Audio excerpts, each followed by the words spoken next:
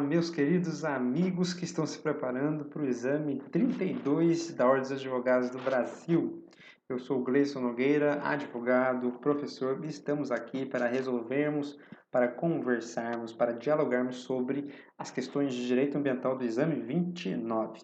Se você caiu de paraquedas, não deixe de procurar no canal do professor Bruno Creado a playlist com relação à resolução de questões dos exames 30 e 31.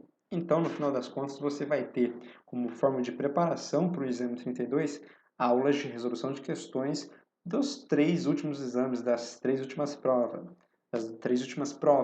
29, 30 e 31. E quando falamos de direito ambiental, né, Gleison, o que eu tenho que saber, o que eu tenho que estudar? Porque geralmente nas faculdades existe só um semestre de direito ambiental, que não dá obviamente, para esgotar nem 10% da temática, né? E geralmente as emendas são voltadas para uma questão principiológica, para uma questão que fica tão somente na análise constitucional do meio ambiente, né? Então, o que eu preciso saber para realmente estar preparado para a prova? E aqui eu deixo algumas dicas, né? É o que eu sempre falo, livro, resumo de doutrina, de qualquer editor, né? Ver aquilo que melhor se encaixa para você, aquilo que tem a melhor diagramação, aquilo que é mais interativo para você, né? Pegue o índice que trate da disciplina e siga o índice. Os autores vão colocar ali apenas o que cai, aquilo que realmente importa, né? E além disso, leitura obrigatória, artigo 225 da Constituição Federal, leia os seus incisos, os seus parágrafos.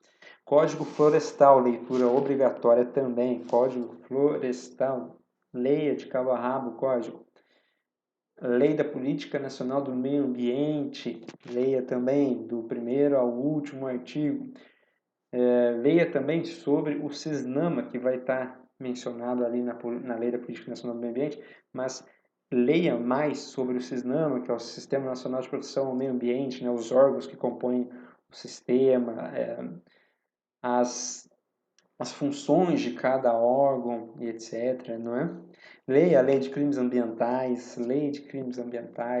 e leia também, aqui já fazendo um link com o constitucional, né, que nós vamos também, que sou eu responsável pela, pela feitura do vídeo e pela resolução de questões de direito constitucional, então eu vou também linkar aqui para que você leia com os olhos voltados ao meio ambiente, a lei da ação civil pública, né, que nós vamos tratar aqui, que tem questão que trata expressamente dessa lei, né? Então leia também a lei de ação civil pública, que você vai entender do que eu estou falando logo em seguida, né? Porque que tem que estudar a lei de ação civil pública também na questão ambiental, no direito ambiental. Então, sem mais delongas, meus queridos amigos, abra os olhos aí, toma uma água, toma um café, porque a prova está chegando. A prova está chegando, é muito provável que ela realmente seja realizada e você tem que estar preparado, né? O abeiro é igual soldado, né? Não sabe quando vai ter guerra, não sabe quando vai ter conflito armado, mas tem que estar sempre preparado. Então vamos aqui adiante. Geralmente, né, as questões de direito ambiental são as questões de número 33 e 34. Então, não é regra, né? Não é regra, assim como filosofia é 9 e 10, né? Assim como constitucional é 11 em diante. Então, não é regra, mas geralmente o organizador da prova coloca. Então, vamos aqui à primeira questão de ambiental do exame 29. 33. Em decorrência de grave dano ambiental em uma unidade de conservação devido ao rompimento de barragem de contenção de sedimentos minerais, a Defensoria Pública Estadual ingressa com ação civil pública em face do causador do dano, sobre a hipótese de assinar a afirmativa correta. Letra A. A ação civil pública não deve prosseguir, uma vez que a Defensoria Pública não é legitimada a propor a referida ação judicial. B. A Defensoria Pública pode pedir a recomposição do dano ambiental cumulativamente ao pedido de indenizar, sem que isso configure bis in idem. C. Tendo em vista que a conduta configura crime ambiental, a ação penal deve anteceder a ação civil pública, vinculando o resultado desta. D. A ação civil pública não deve prosseguir, uma vez que apenas o IBAMA possui competência para propor ação civil pública quando o dano ambiental é causado em unidade de conservação. Agora é aquela parte do vídeo que você pausa, tenta responder sem consultar, hein? E depois aperta o play de novo para ver se você acertou e errou e o porquê desse erro ou deste acerto. Agora que você já colocou o play de volta, vamos ver se você conseguiu acertar a questão de número 33. A alternativa correta é a alternativa de letra B. A Defensoria Pública pode pedir a recomposição do meio ambiente cumulativamente ao pedido de indenizar sem que isso configure bis in idem. Vamos aqui voltar então à questão. Ocorreu um dano ambiental numa unidade de conservação e a Defensoria Pública ingressou com uma ação civil pública contra o causador desse dano. E o que a gente precisa saber para responder essa pergunta e acertar? Dois dispositivos. O primeiro deles, artigo 225, parágrafo 3º da Constituição Federal. Artigo 225, parágrafo 3º da Constituição Federal. O que esse artigo nos diz? Ele nos diz que a persecução em face do dano ambiental será tratado, será permeado em 3 esferas: esfera civil, administrativa e criminal. E nenhuma delas gera duplicidade ou triplicidade de sanção por um mesmo fato. Isso é expresso lá. A recomposição dos danos ao meio ambiente independe, não se relaciona, não está vinculado a qualquer outro tipo de perseguição e de responsabilização no âmbito criminal, no âmbito administrativo, ou até mesmo outras responsabilizações no próprio âmbito civil. Então é isso que o artigo 225, parágrafo 3º, vai dizer expressamente para a gente. Isso já matava aqui parte da questão. E a outra parte está lá no artigo 5º, inciso 2º. Artigo 5º, inciso 2º da Lei 7347 de 85. Artigo 5º, inciso 2, inciso 2º da Lei 7347 de 85, que é a Lei da Ação Civil Pública. A ação civil pública é um remédio constitucional, ou seja, uma ação prevista diretamente na Constituição e que vai ali resguardar, tutelar, proteger um direito que esteja expressamente previsto e delineado na própria Carta Magna. Então, era um remédio constitucional, como vocês, se vocês já viram meus vídeos de direito constitucional, vocês vão perceber isso, né? É um dos remédios constitucionais. E tem certos legitimados para a procuração, ou seja, tem certas pessoas, tem certos órgãos que possuem legitimidade, que podem ser polo ativo da ação civil pública, podem ingressar com essa ação. E um deles está lá no artigo 5º, inciso 2 da Lei da Ação Civil Pública, que é a Defensoria Pública. Então, pronto, se você leu a Lei da Ação Civil Pública, você também já matava que a Defensoria é legitimada para a procuração civil pública. Então, a única alternativa correta seria a letra B. Então, vamos ver, a ação civil pública não deve proceder uma vez que a Defensoria Pública não é legitimada. Basta que você leia artigo 5º, inciso 2, que você vai ver que a Defensoria Pública é legitimada. Letra C. Tendo em vista que a conduta configura crime ambiental, a ação penal deve anteceder a ação civil pública, vinculando o resultado desta. Nada a ver, né? É muito engraçado porque tem certas alternativas nos exames de ordem que a gente não consegue nem entender de onde que pode ser tirado se aquela alternativa é correta ou não, né? Não sei, a gente fica muito confuso de ver a criatividade do seu examinador, né? Ok, os danos ambientais podem configurar crime ambiental, então basta que você leia a Lei de Crimes Ambientais. Ok, a ação penal deve anteceder a ação civil pública, não há nada no nosso ordenamento jurídico que diz isso, não há nada. Isso não tem nada a ver, né? Pelo contrário, as duas ações, ou as 3 ações, imagine que haja responsabilização no âmbito criminal, civil, administrativo, recomposição de danos. Toda a responsabilização ambiental pode e deve ser perseguida na mesma época, na mesma forma, na mesma hora, né? Ingressa com ação civil pública, ingressa com ação penal, ingressa com sanções administrativas na mesma hora, não tem problema nenhum. Na verdade, é até mais salutar, porque assim fica uma coisa muito mais coerente, muito mais coesa e pode-se até mesmo aproveitar a produção de provas, né? E aí eu deixo para você, quando estiver estudando o processo civil, pode admitir certas provas, né? Processo penal também. Aí existe, claro, a possibilidade. E é por isso que elas devem, né, ser propostas, a responsabilização deve ser cumulativa, deve ser concomitante, né? Não tem nada que impeça isso. Na verdade, é até o mais salutar. B. A ação civil pública não deve prosseguir, uma vez que apenas o IBAMA possui competência para a população civil pública quando dano ambiental é causado na unidade de conservação. Nada a ver, meus amigos. Todos os legitimados estão lá no artigo 5º da Lei de Ação Civil Pública 7347 de 85. Eu peço para que você dê uma lida. Veja, Ministério Público, Defensoria Pública, o que mais que pode propor ação civil pública aí? Dá uma lida lá, que vocês percebem que muitas das questões são letra fria da lei. Temos aqui letra fria da Constituição, artigo 225, parágrafo 3º, e letra fria da Lei da Ação Civil Pública, artigo 5º, inciso 2, Lei 7347 de 85. Então veja que as outras alternativas são realmente bem absurdas, né?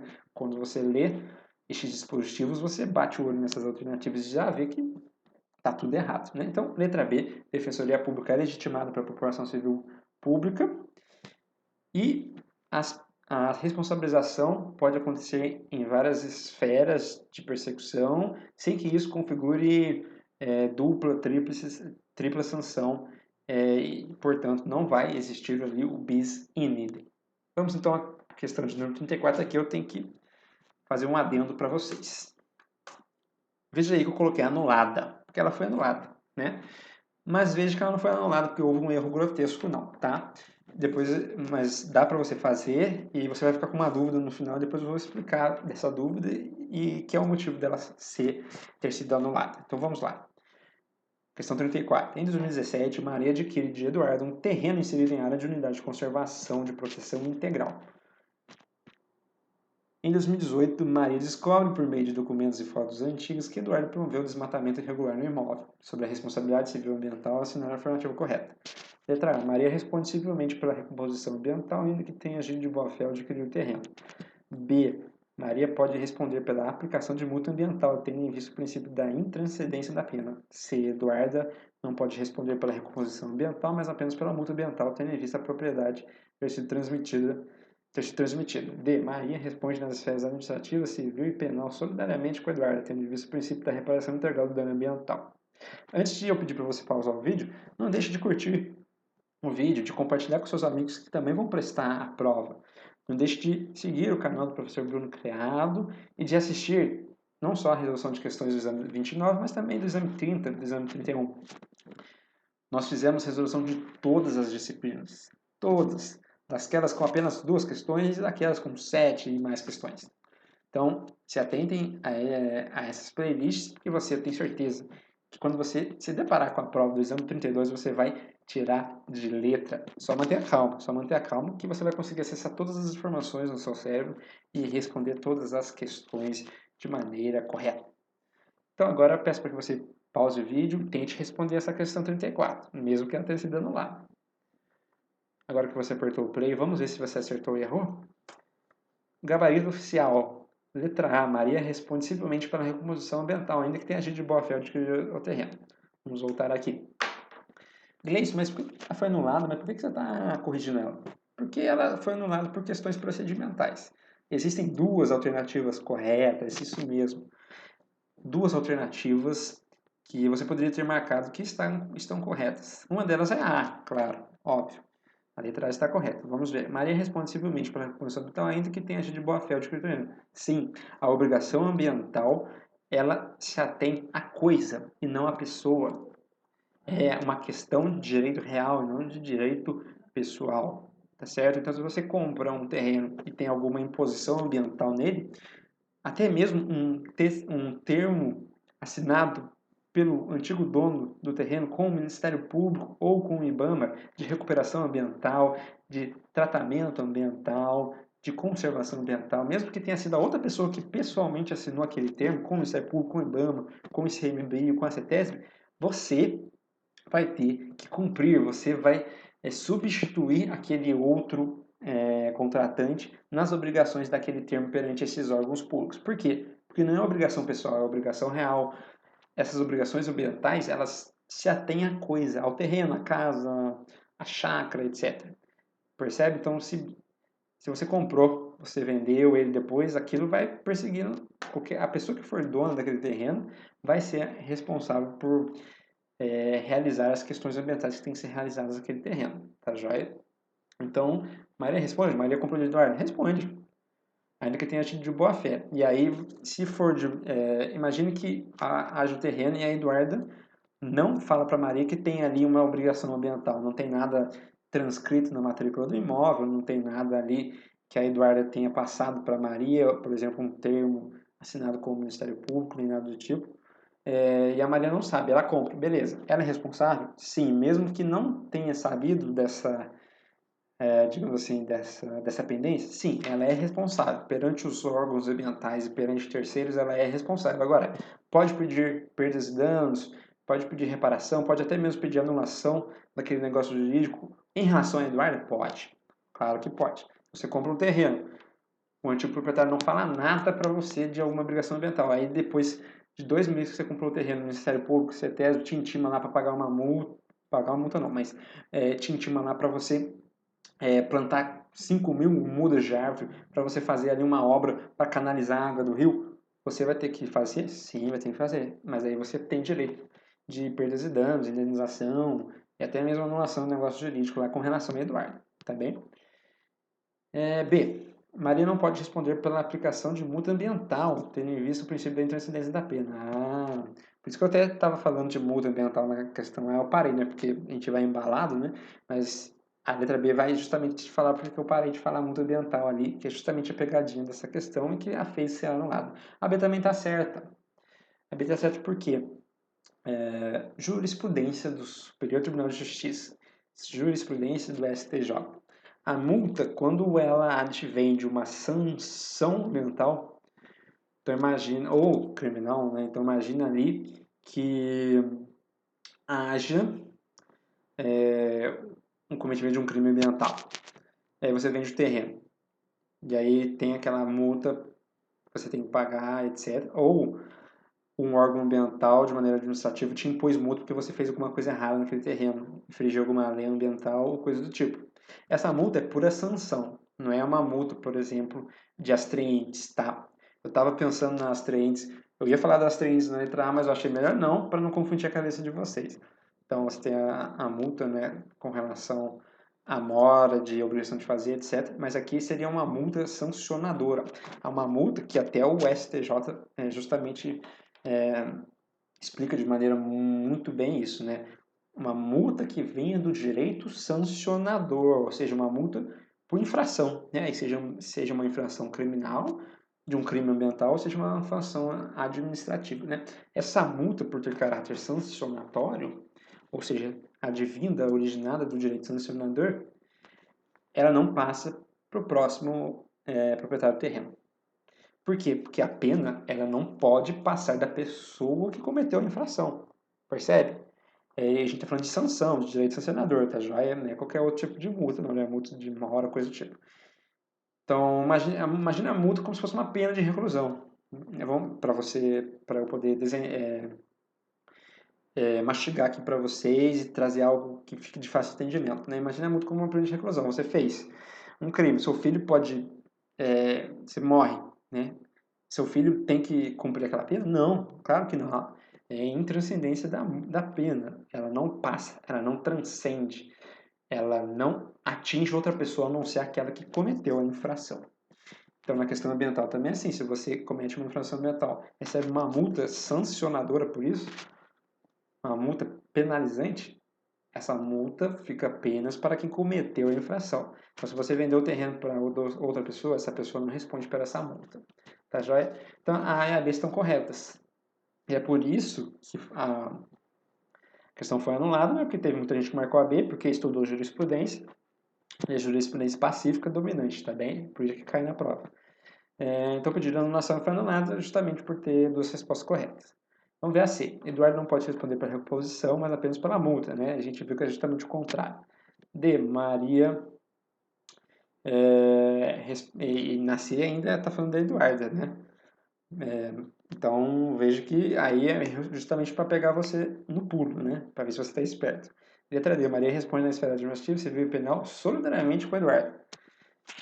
Existe responsabilidade solidária no âmbito penal, né? Você comete crime e aí você assina um termo com outra pessoa que ela diz que vai ser solidária com você aí na responsabilidade criminal. Não existe isso, né? Então, é um absurdo que justamente para pegar você que está desprevenido ou sem atenção na hora da prova. Porque você fala, administrativo e civil, ok. Né? Essas duas pessoas cometeram, fizeram uma coisa, pode até ser que tenha solidariedade. Mas aí tem penalzinho ali, né? Civil e penal, que já mata a questão e demonstra que a D está incorreta, está errada. Então, nós vemos aqui que a 34 foi anulada, A e B corretas. Né? Então, vamos chegando aqui, chegamos ao final da nossa aula de resolução de questões de direito ambiental. E vocês viram, né, que muita coisa de direito ambiental é transcrição literal da lei. Então, leia artigo 225 da Constituição Federal, seus incisos, seus parágrafos. Leia a Lei da Política Nacional do Meio Ambiente. Leia sobre o SISNAMA, Sistema Nacional de Proteção ao Meio Ambiente. Leia também a Lei de Crimes Ambientais. O Código Florestal, que se você pegar ali o exame 30 e 31, você vai ver que tem algumas questões que teve que tirar do Código Florestal, né? Então, além dele, também ler a Lei da Ação Civil Pública, como você viu ali, vai falar bastante de questão de ação civil pública em temática ambiental, em dano ambiental. Eu sou Gleison Nogueira, advogado, professor, vou ficando por aqui. Lá no início do vídeo, no primeiro slide, tem as minhas redes sociais, Instagram, Facebook, fique à vontade para mandar pergunta. Se você está com dúvida da matéria, está com dúvida da prova, está com medo da prova, como que eles perguntam, o que eu tenho que fazer no dia da prova, dicas de estudos, dicas também sobre a profissão de advogado e sobre a profissão de professor, basta mandar uma mensagem lá no Facebook ou no Instagram, tá tudo ali no primeiro slide. Não deixe de curtir, de compartilhar o vídeo com seus amigos, de se inscrever e ativar o sininho no canal do Professor Bruno, porque vai ter muita coisa legal aí de preparação para o exame 32 e para a questão, para os certames da OAB como um todo. Estou ficando por aqui, um forte abraço e bons estudos!